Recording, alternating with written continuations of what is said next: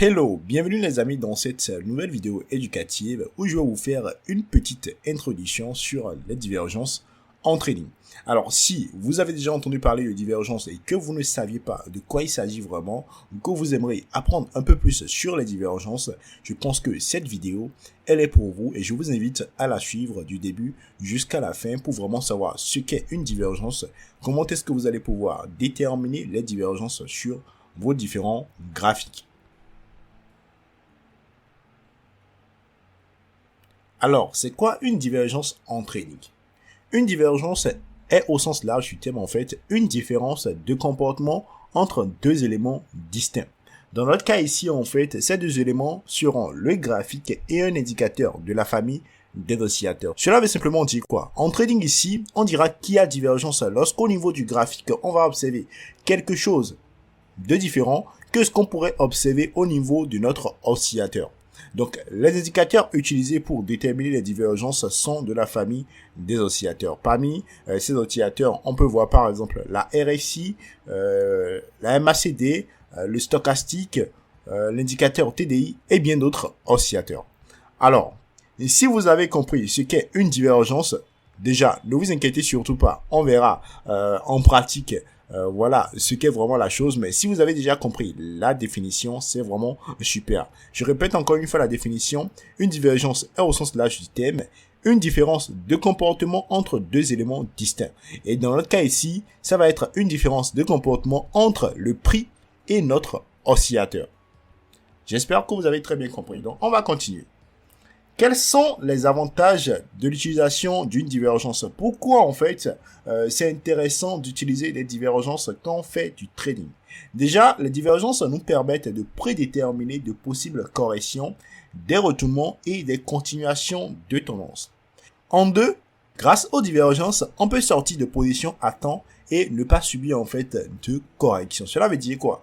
Supposons que vous avez pris une position à l'achat et vous êtes en profit et voilà, vous avez un très bon profit et qu'au bout en fait, vous remarquez qu'il y a une divergence baissière qui marque peut-être une correction ou un retournement. Donc à partir de cet instant, vous pouvez décider parce que vous avez vu cette divergence ou peut-être même que la divergence s'est formée sur un niveau clé, vous allez directement décider en fait fermer la totalité de votre position ou bien encaisser une bonne partie des profits que vous avez déjà générés. J'espère que vous comprenez. En 3, les divergences nous permettent d'éviter d'entrer en position quand il ne faut pas entrer en position. Donc c'est supposé en fait par exemple on a une résistance et la résistance est cassée par le haut et quand la résistance est cassée par le haut normalement on doit acheter. Mais en même temps que la résistance est en train de casser par le haut, vous remarquez qu'il y a une divergence. Donc au lieu d'acheter, vous allez vous dire ok j'attends. Pourquoi? Parce que si j'achète tout de suite, si jamais cette divergence elle est validée, je peux subir une correction. Ouais. Donc les divergences vont nous permettre dans ces cas d'éviter d'entrer en position quand il ne le faut pas. Les divergences nous permettent également de capter de très bons rebonds sur support ou sur résistance. Donc dans ce cas par exemple, supposons qu'on est sur un support et on a le prix qui quitte le haut et on descend sur le support et sur le rebond du support on remarque en même temps que le prix est en train de faire un rebond et au même moment en fait on a une divergence haussière. Si on a une divergence haussière sur un support, c'est une double opportunité d'entrer en position à l'achat. Parce que déjà, sur le support, on dit quand les prix rebondissent sur le support, il faut chercher à acheter. Et en plus d'une divergence haussière qui marque une correction vers le haut ou un retournement vers le haut, c'est une double validation qui nous permettra en fait d'entrer en position. Donc les divergences vont nous permettre dans ces cas de capter de très bons rebonds sur support ou sur résistance. Et pour finir, les résistances servent d'alerte pour les traders avertis. Donc, comme vous l'aurez déjà compris dans tout ce que j'ai énuméré un peu plus haut, c'est que lorsque vous êtes sur vos graphiques et que vous savez ce qu'est une divergence, au fur et à mesure que vous serez en train de trader, quand vous allez commencer en fait par voir des configurations de divergence, ça va commencer en fait par vous alerter pour vous dire, ok, il y a quelque chose qui pourrait se passer, ok, tu ne devrais pas entrer en position. Ok, fais attention à ta position qui est déjà prise. Ok, sécurise ta position. Ok, ferme une partie de tes profits, ainsi de suite, ainsi de suite. Donc, les divergences vont dans ces cas, en fait, nous servir d'alerte, vont nous alerter par rapport à quelque chose qui pourrait, en fait, se passer. J'espère que vous avez très bien compris. Si vous n'avez pas compris ces différents avantages, mettez la vidéo sur pause, posez une question afin que je vous apporte un peu plus d'explications. Ce n'est pas que ces avantages, mais c'est les plus importants selon moi. Il y en a d'autres, mais avec ces avantages déjà, vous avez déjà quand même quelque chose d'assez intéressant pour vraiment en fait exploiter les divergences en trading. Et maintenant, nous allons voir en fait les différentes catégories de divergence. Alors, il y a deux grandes catégories en fait de divergence. On a les divergences ordinaires ou standards et on a les divergences cachées. Ici, en fait, vous avez un exemple de divergence ordinaire ou standard. Donc là, c'est une divergence haussière standard. Et ici, en fait, c'est une divergence cachée haussière. C'est bon? Donc ici, on parle de divergence tout court et là, on parle de divergence cachée. Donc, c'est les deux catégories de divergence que je connais. Je ne sais pas s'il y a d'autres catégories, mais je pense que pour le moment, il n'y a pas encore d'autres catégories. Donc là, c'est les deux catégories. Et dans chaque catégorie, en fait, on a deux différentes divergences. Dans la catégorie des divergences standards ordinaires, on a divergence haussière, divergence baissière. Et dans la catégorie des divergences cachées, on a divergence cachée haussière et divergence cachée baissière. Nous allons donc prendre chacune de ces divergences, voir les avantages et voir en fait comment est-ce que vous pouvez en fait les repérer sur vos différents graphiques. Passons donc en fait à la première divergence qui est la divergence haussière dans la catégorie des divergences ordinaires.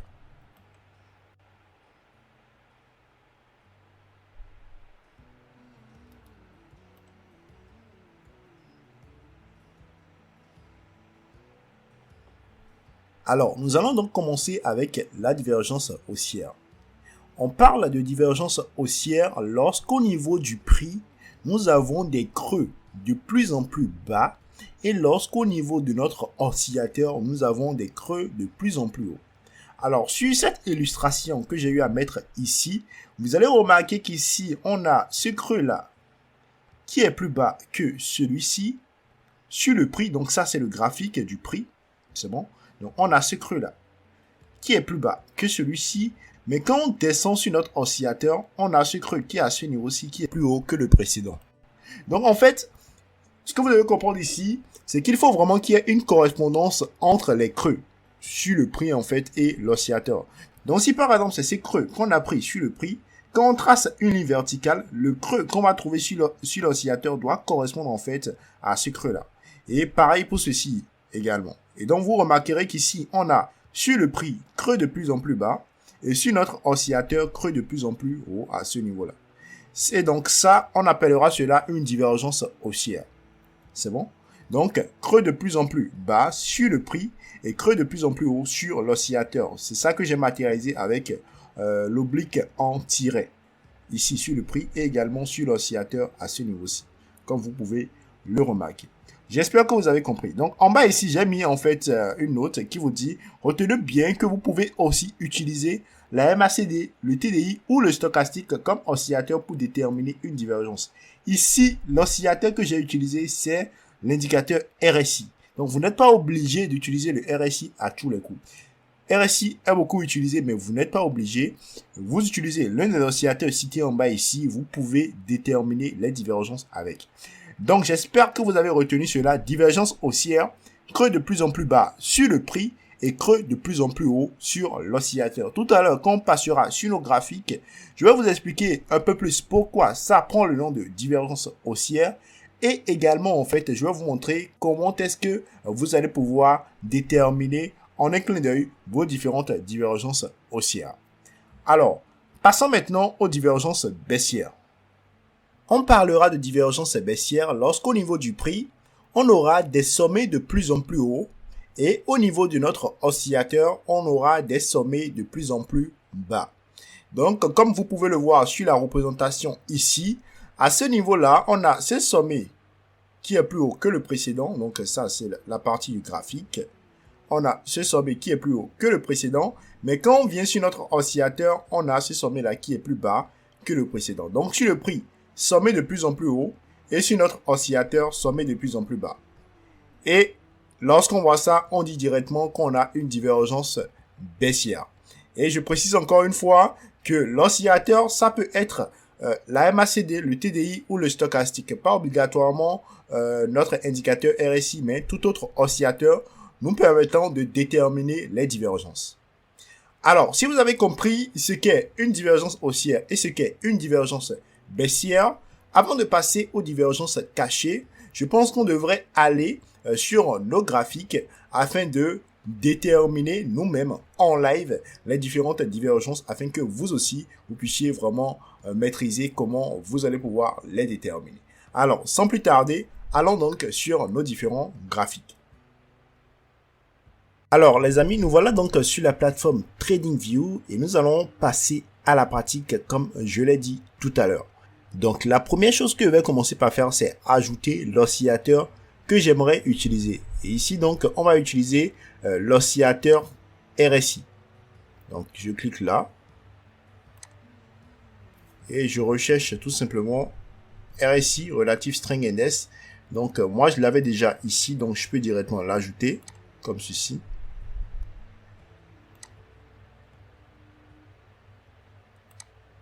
Voilà.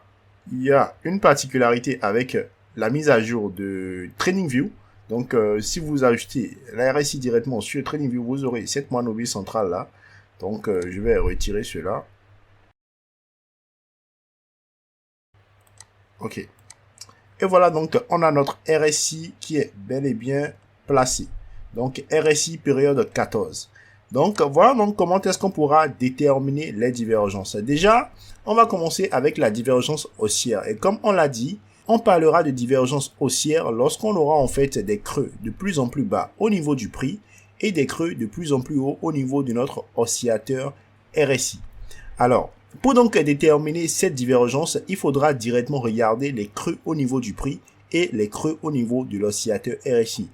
Et dès que vous remarquez qu'il n'y a pas concordance entre ce que vous voyez sur le prix et sur l'oscillateur directement, vous pouvez commencer par voir s'il ne s'agit pas par hasard d'une divergence. Alors, prenons ce graphique de l'EuroCAD. Donc, je vais élargir un peu le graphique. Voilà. Donc, je dézoome un peu pour que vous puissiez mieux voir. Donc, lorsqu'on quitte en fait ce sommet-ci par exemple et qu'on descend, regardons en fait les creux. Donc, ici, on a un premier creux ici.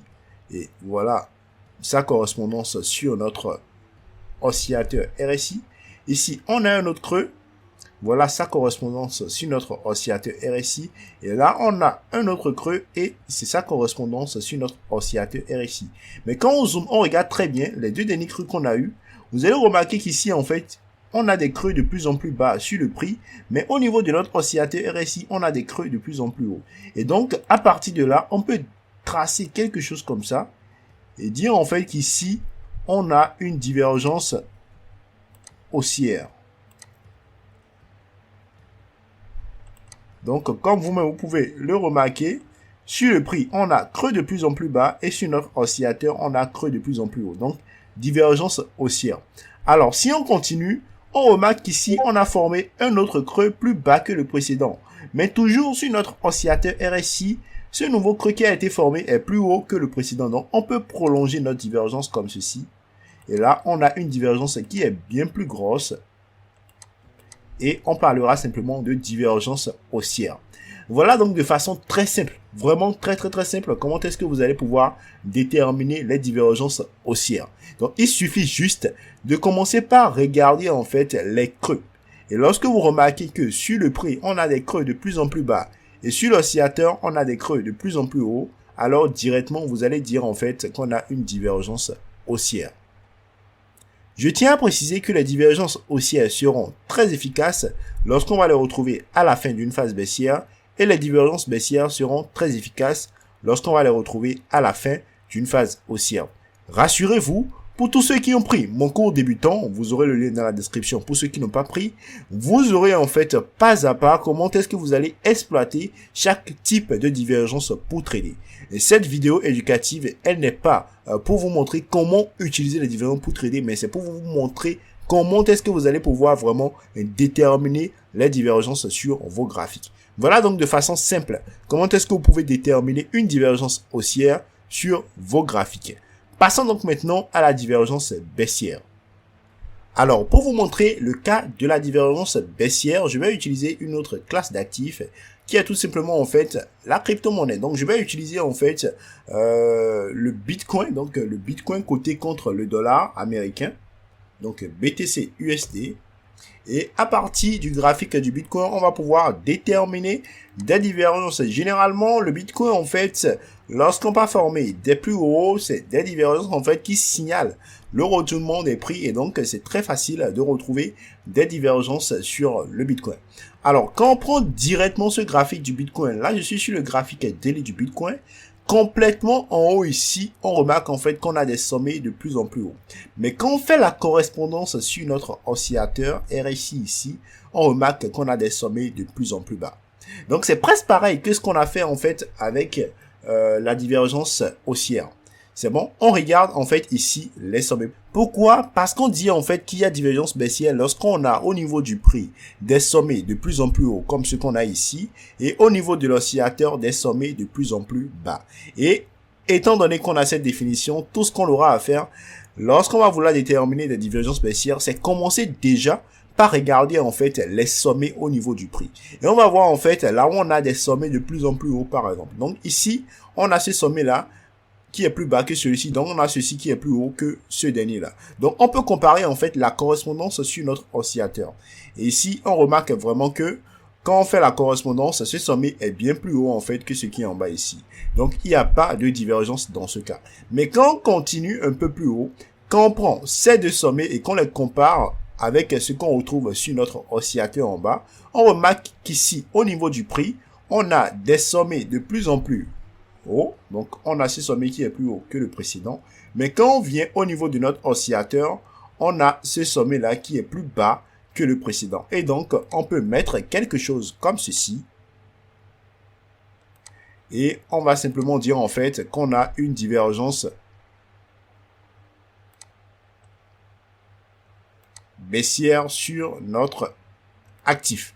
Donc là, on dira en conclusion divergence baissière sur le Bitcoin et donc c'est possible qu'on ait un retournement, qu'on ait une correction et ou bien d'autres choses. On peut même directement, voilà, en voyant la divergence, si on était sur un niveau clé, on peut directement se positionner. On a vu tout ça en fait au début. Vous savez comment est-ce qu'on peut déjà exploiter les divergences, les avantages de l'utilisation en fait des divergences. En gros, c'est ça.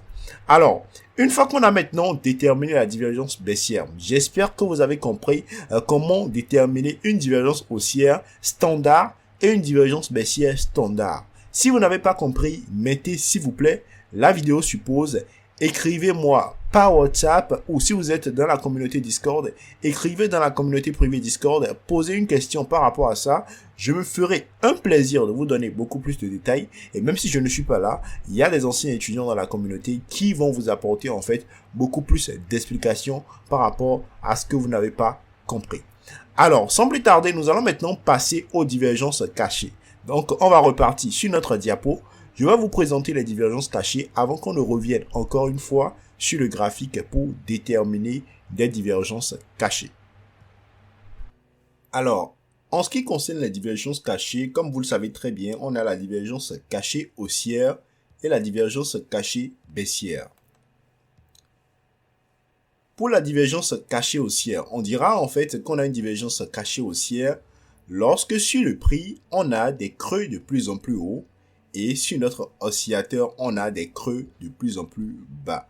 Comme vous pouvez le remarquer à ce niveau-ci. Donc ici, en fait, on a des creux de plus en plus hauts et ici, on a des creux de plus en plus bas.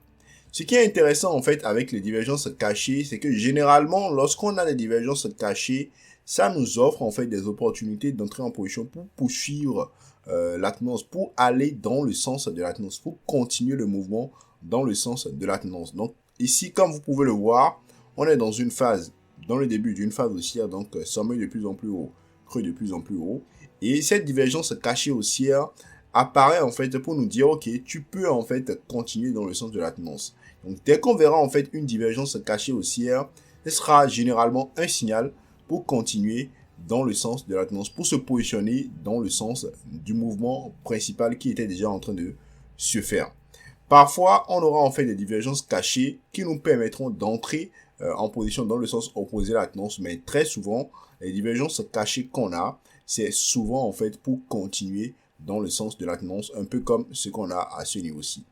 Donc, on dira qu'on a une divergence cachée haussière lorsque sur le prix, on a des creux de plus en plus hauts et sur notre oscillateur, on a des creux de plus en plus bas comme ceci.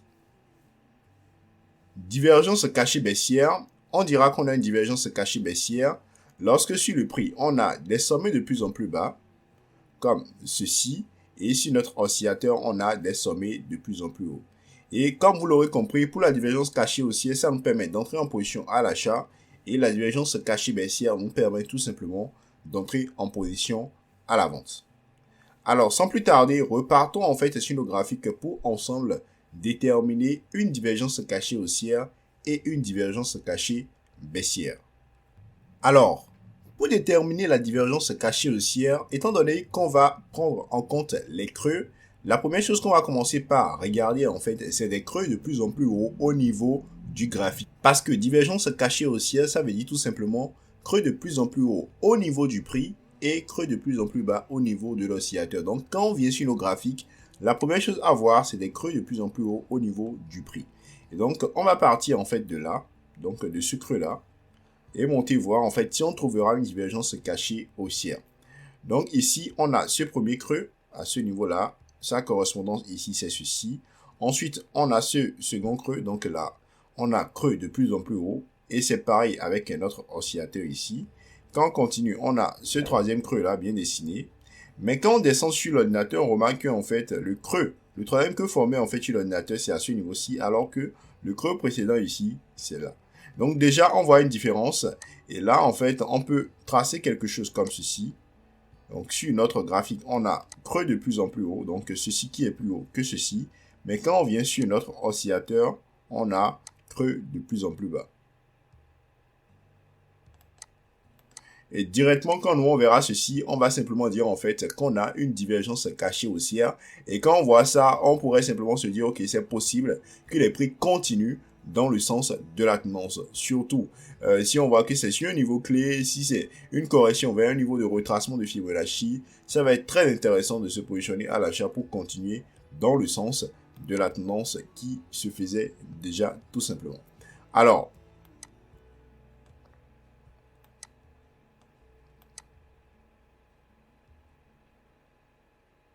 prenons ce qui s'est passé depuis ici. Donc là, on a creux, creux, creux. Donc, on a ce creux-là qui est plus haut que le précédent. Donc, regardons sa correspondance sur notre oscillateur. Donc, on a ce creux-ci et ceci est bien plus haut que le précédent. Mais quand on vient sur ce dernier creux-là, on a sur le graphique ce creux qui est plus haut que le précédent. Mais quand on descend sur l'oscillateur, on voit que ce creux est plus bas que le précédent. Donc, ici, on peut tracer, par exemple, ceci. Et on va simplement dire en fait qu'ici, on a également une divergence cachée haussière. Et comme vous pouvez le voir, après la divergence, les prix ont continué dans le sens de la tendance. Même si ça n'a pas duré très longtemps, les prix ont quand même continué dans le sens de la tendance. Voilà un peu comment se présente la divergence cachée haussière et comment est-ce que vous pouvez déterminer ça. Donc, il suffit tout simplement de commencer par regarder les creux au niveau du graphique. Les creux de plus en plus haut au niveau du graphique. Et une fois que vous avez déterminé les creux de plus en plus haut au niveau du graphique, vous irez sur votre oscillateur pour voir la correspondance et voir s'il n'y a pas de différence entre les deux. S'il y a des différences directement, vous allez tirer la conclusion en fait que vous avez une divergence cachée haussière. Passons donc maintenant aux divergences cachées baissières.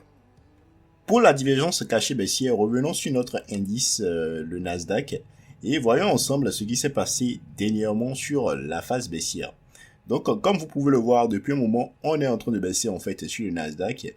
Et donc, on va considérer les sommets pour déterminer en fait notre divergence cachée baissière. Parce que pour la divergence cachée baissière, on utilise les sommets sur le prix et les sommets sur notre oscillateur. Et donc, on dit qu'il y a divergence cachée baissière lorsque sur le prix, on a des sommets de plus en plus bas et sur notre oscillateur, on a des sommets de plus en plus hauts. Donc, partons en fait de ce sommet à ce niveau-ci pour voir quand est-ce qu'on a eu en fait de divergence cachée baissière. Donc, ici, on a ce sommet-là. Sa correspondance, c'est ceci. Ensuite, on a ce petit sommet. Sommet de plus en plus bas sur le prix. C'est pareil sur notre oscillateur. Ensuite, on évolue à ce niveau-ci. On a ce petit sommet-là. Donc, à ce niveau-ci. Et on a toujours sommet de plus en plus bas sur notre oscillateur. Ensuite, on a ce petit sommet-là à ce niveau-ci, qui est pratiquement au même niveau que le sommet précédent.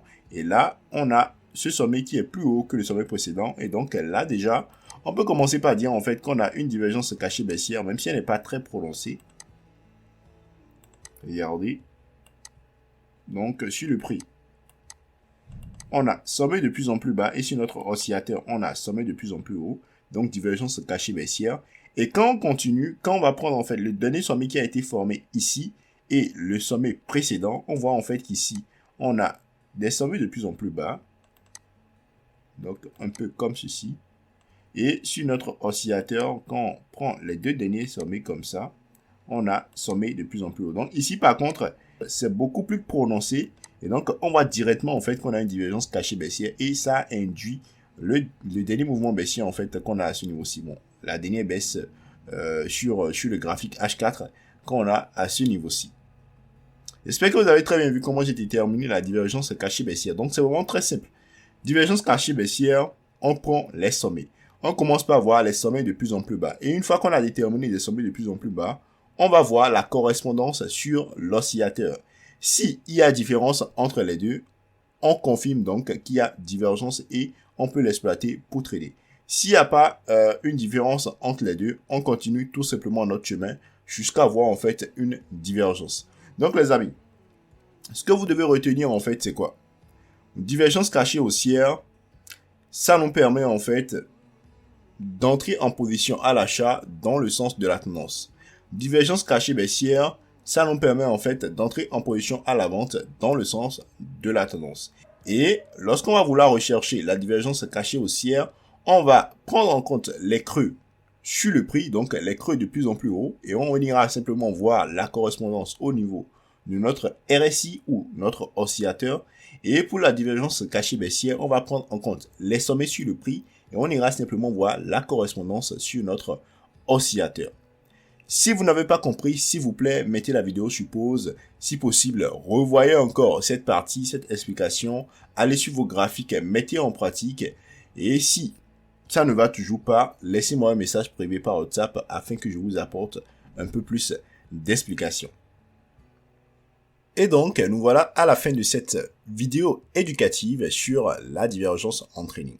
Donc, comme vous l'aurez compris, dans cette vidéo, on a rapidement vu en fait ce qu'est une divergence, quelles sont les différentes catégories de divergence et comment est-ce que vous allez pouvoir déterminer en fait ces différentes divergences sur vos graphiques. Donc, je reviens là-dessus de façon ramassée. On a en fait deux catégories de divergence, la divergence standard et la divergence cachée. Dans les divergences standards, on a la divergence haussière standard et la divergence baissière standard.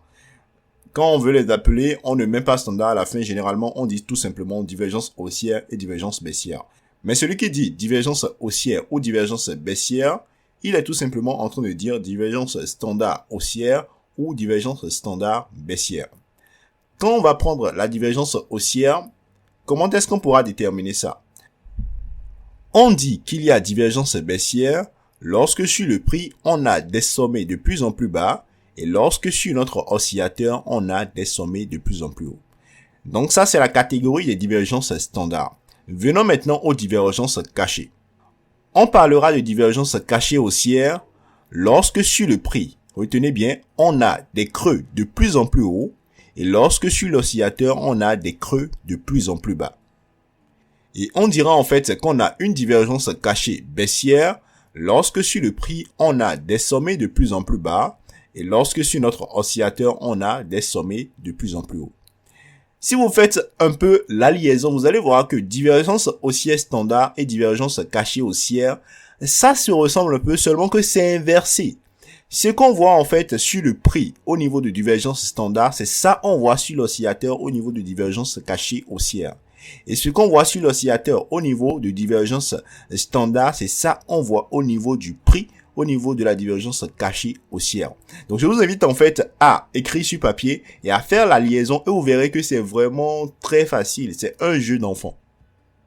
J'espère que vous avez très bien compris les amis. Donc en résumé, voilà un peu ce qu'est une divergence haussière, une divergence baissière, une divergence cachée haussière et une divergence cachée baissière.